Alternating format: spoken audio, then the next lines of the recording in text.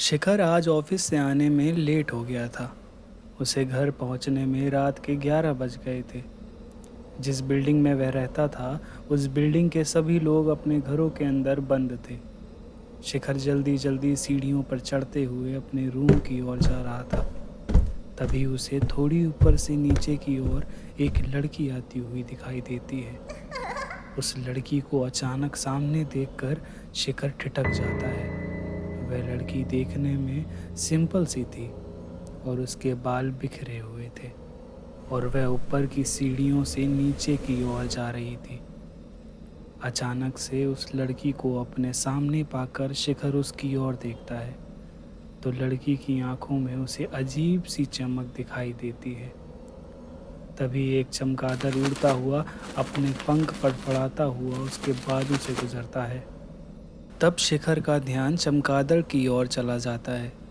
फिर वह चमगादड़ के उड़कर दूर चले जाने के बाद इधर उधर देखता है तो वह लड़की दिखाई नहीं देती।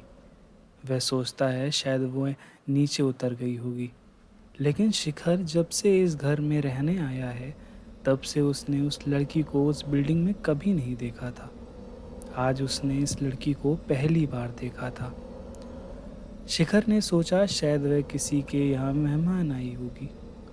फिर वह जल्दी से जाकर अपने रूम का दरवाज़ा खोलता है और अपने रूम के अंदर चला जाता है और अंदर से दरवाज़ा बंद कर देता है। शिखर का खाने का टाइम रोज़ के खाने के टाइम से ऊपर हो गया था। उसे बहुत ज़ोरों से भूख लग रही थी। वह जल्दी से हाथ मुंह धोकर कपड़े बदलता है और खाना खाने लगता है।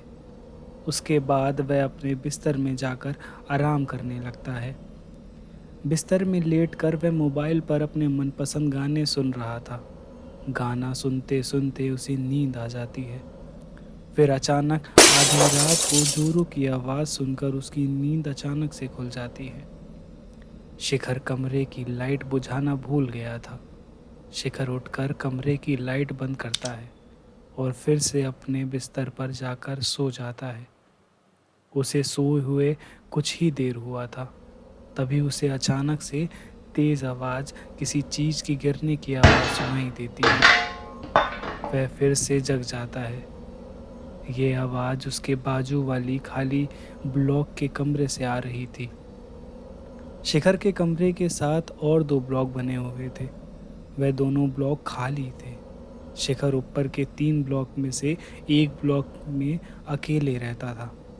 शिखर को बहुत तेज नींद आ रही थी। वह इन सब बातों पर ध्यान नहीं देता है और फिर से सो जाता है। रात में रह रहकर आवाज़ आ रही थी, फिर भी वह चुपचाप अपने कमरे में सोया हुआ था। सुबह शिखर को जल्दी उठकर मॉर्निंग वॉक पर जाने की आदत थी। वह सुबह 5 बजे उठ जाता है। अभी दिन नहीं निकला था, अंधेरा ही था और शिखर मॉर्निंग वॉक के लिए अपने रूम को लॉक करके सीढ़ियों से नीचे उतरने लगता है।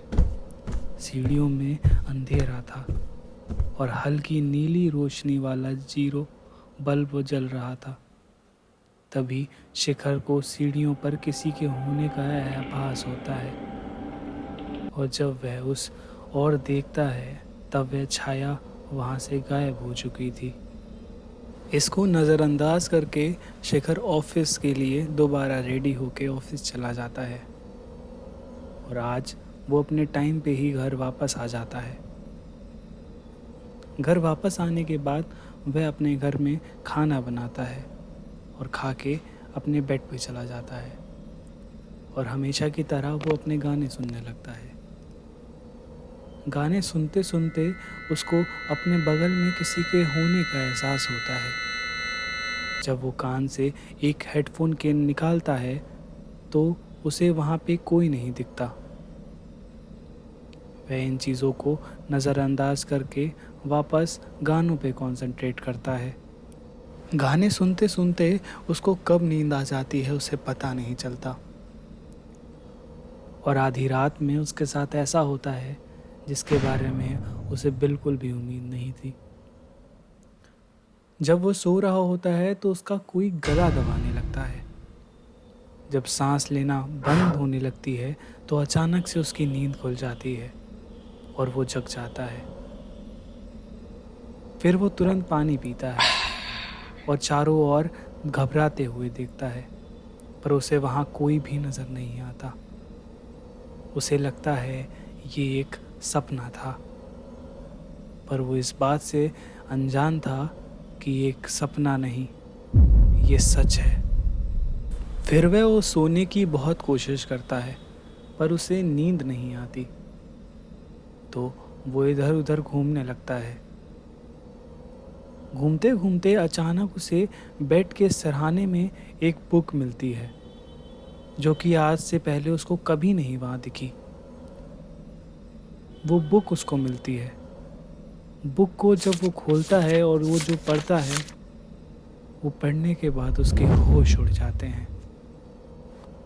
वो बुक एक लड़की की थी, जिसके परिवार वाले उसके लव मैरिज के प्रपोज़ल को रिजेक्ट कर देते हैं और उसे खुद की बदनामी ना होने के चक्कर में उसको जहर देकर मार देते हैं। जब वो ये सब पढ़ता है तब वो पसीना पसीना हो जाता है। इन्हीं सब के बीच अचानक से बाथरूम का दरवाज़ा खुलता है और शिखर उसकी तरफ बढ़ता है। जब वे उस दरवाजे के पास आ जाता है तो उसकी आँख खुलती है और वो देखता है कि वो तो वहाँ बुक पढ़ रहा था और वो अचानक से इस बाथरूम के पास कैसे आ गया। अब वो समझ गया था कि अगर वो यहाँ पे रुकेगा तो उसकी भी कुछ ऐसी ही हालत होगी जो उस लड़की की हुई थी। तो वो अपना जल्दी से सामान थोड़ा बहुत पैक करके बाहर निकलने लगता है और जैसे ही वो मेन गेट के दरवाजे को खोलने की कोशिश करता है, उसका गला पकड़कर कोई उसे पीछे खींच लेता है और उसका सर तख़्त से जा लगता है और उसकी वहाँ मौत हो जाती है। ये थी मेरे चैनल की पहली कहानी और आप मेरी फैमिली में जुड़ने के लिए मेरे चैनल को सब्सक्राइब और फॉलो कर लीजिए, जिससे कि मेरी स्टोरीज़ की नोटिफिकेशन आपके पास जल्दी आएगी। आप अपना सपोर्ट दिखाते रहिए। जय हिंद।